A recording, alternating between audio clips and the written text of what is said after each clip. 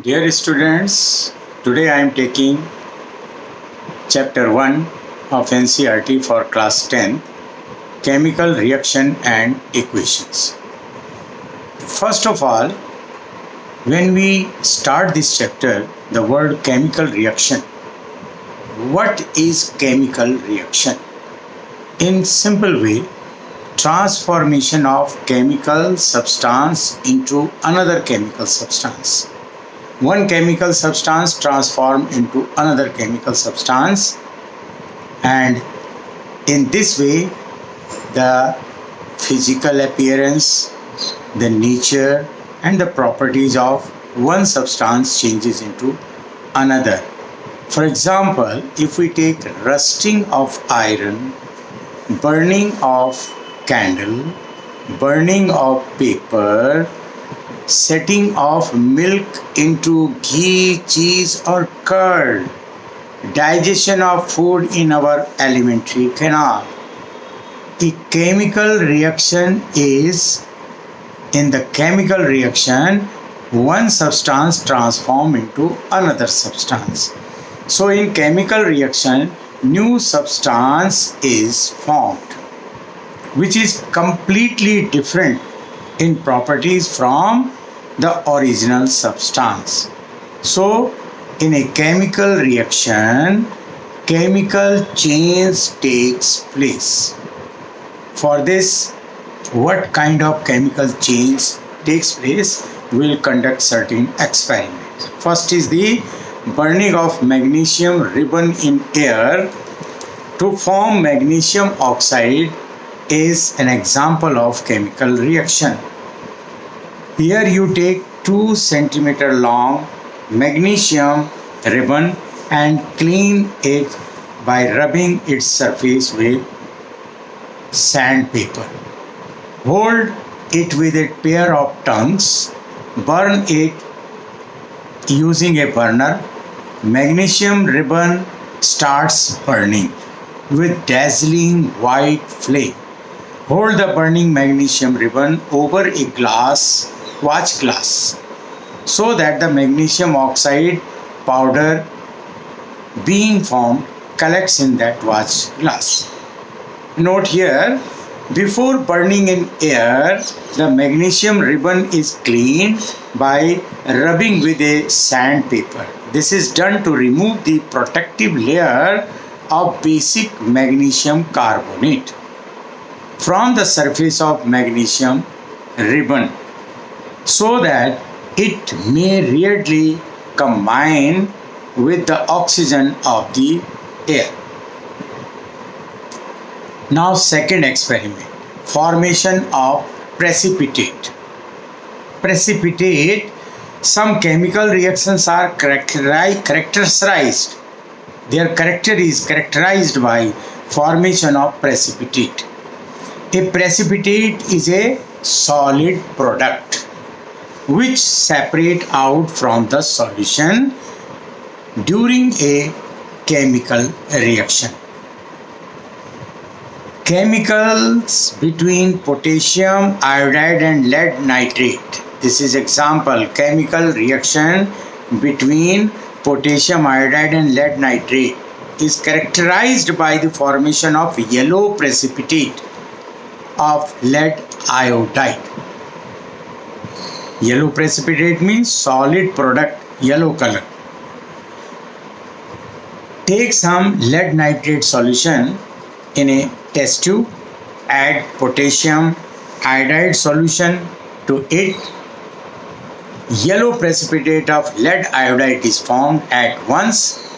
A change in color also takes place in this chemical reaction.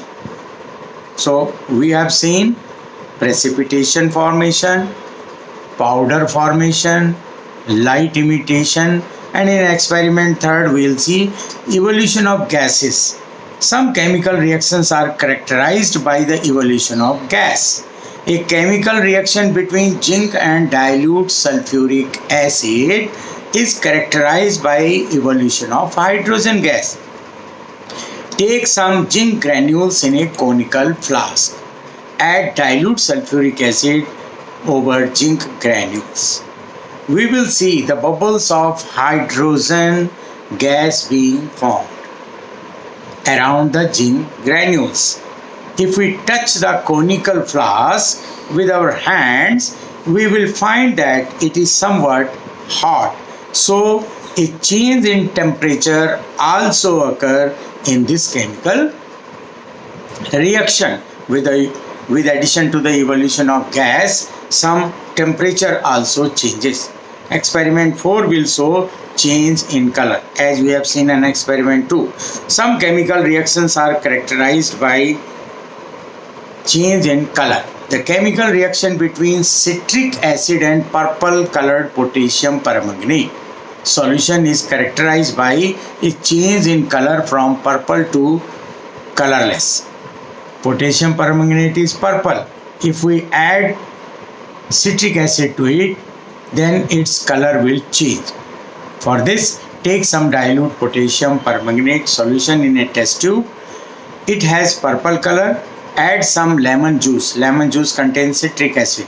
So shake it with the help of dropper or glass rod and then see the change. Purple color of potassium permanganate solution goes on fading and ultimately it becomes colorless due to formation of magnesium oxide.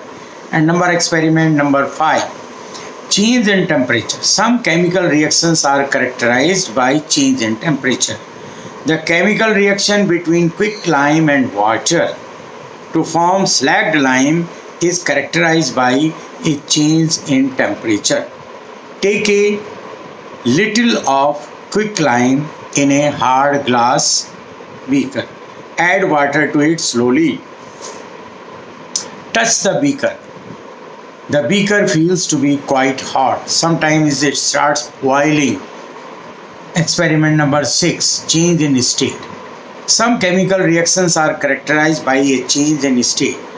When wax is burned, then water and carbon dioxide are formed. Wax is a liquid, whereas carbon dioxide is a gas. This means that during the combustion reaction of wax, the physical state changes from solid to gas. So our observations in all these 6 experiments was change of state of substance, change in color of substance, evolution of gas, change in temperature and chemical equation. So in a chemical equation, if we see, there are 2 main things. One is reactant. Substance which takes part in a chemical reaction is called reactant. And another is product. New substance formed after a chemical reaction is called product. Representation of chemical reaction using symbols of substances is called chemical equation. Example, A plus B are the reactant and they gives C and D product. So we will write this equation as A plus B arrow C plus D. In this equation, A and B are called reactant and C and D are called products. Arrow shows the direction of chemical reaction. If any is written generally above the arrow, sometimes something is written over the arrow. When hydrogen reacts with oxygen, it gives water. This reaction can be represented by following chemical reaction, that is H2 plus O2 gives you H2O. In first equation, words are used. In second equation, symbols are used. In first equation, I wrote only A plus B, that is only words, and C plus D are the products. But in second equation, instead of writing hydrogen in words, I use H2 and oxygen O2. That is, these are the symbol of hydrogen and oxygen. So chemical equation is a way to represent the chemical reaction in concise and informative way. Chemical reaction can be divided into two types. One is the balanced chemical equation, second unbalanced chemical equation. Balanced chemical equation, a balanced chemical equation has number of atoms of element of reactant and products equal on both sides of the arrow. For example, zinc plus H2SO4 gives you zinc sulfate and hydrogen gas. In this equation, number of atoms of zinc, hydrogen and sulfate are equal on both sides. Zinc 1 on left side, zinc sulfate 1 on another side, H2SO4 hydrogen 2 on this side, hydrogen on the product side 2, and sulfate SO4 complex ion, that is also 1 on both the sides. According to law of conservation of mass, mass can neither be created nor destroyed in a chemical reaction. Means we cannot create any substance which has mass and cannot destroy the substance which has mass.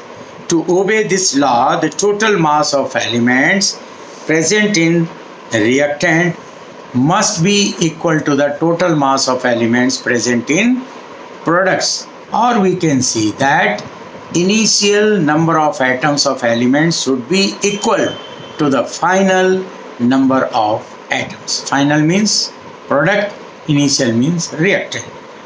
Now second is unbalanced chemical equation. If the number of atoms of each element in reactant is not equal to the number of atoms of each element present in product, then the chemical equation is called unbalanced chemical equation. So to balance any chemical equation, we have to follow certain steps. First of all, write the number of atoms of elements present in reactant and product in table. Make a table. First you write symbol, second you write reactant, and third column you give the product.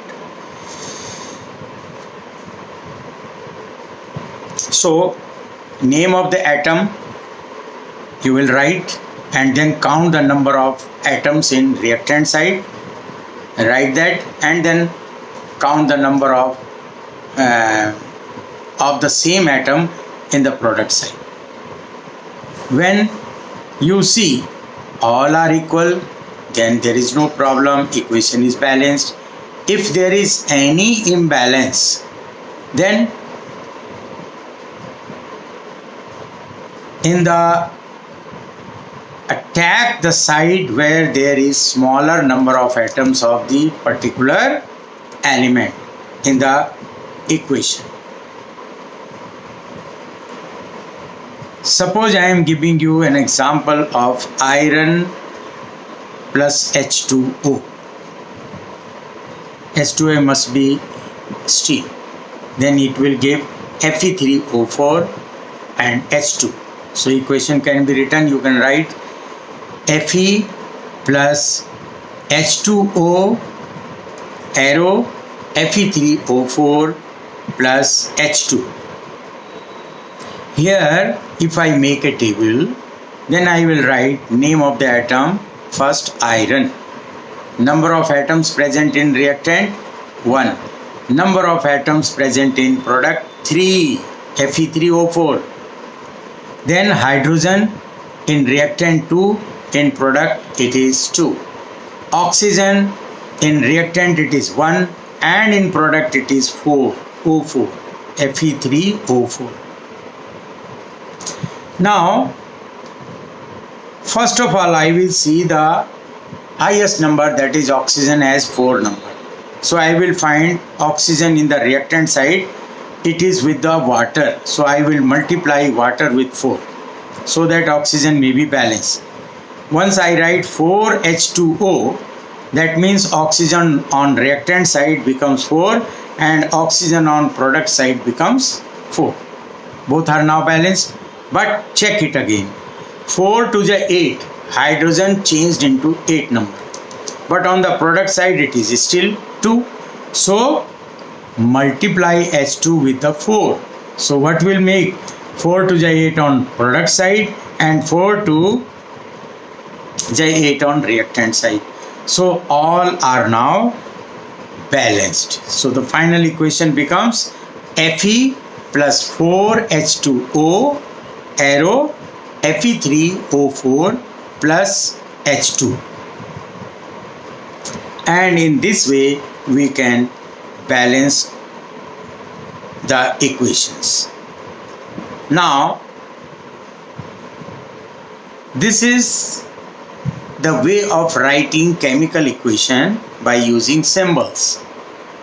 But still we have some questions in our mind whether the Fe which is reacting with water is gaseous, liquid or solid, or water is aqueous, that's okay.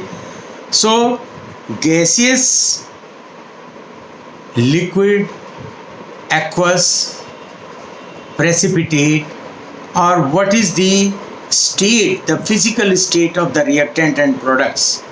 For that we can make chemical equation more informative, and in this way for gaseous state, whatever gas is there, we will write G just after the, just like H2 is there, so H2 is gas, so we will write H2 in the bracket, we will write small g, that is gas.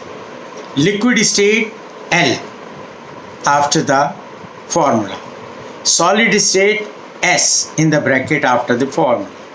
Aqueous AQ, aqueous means solution in water, AQ.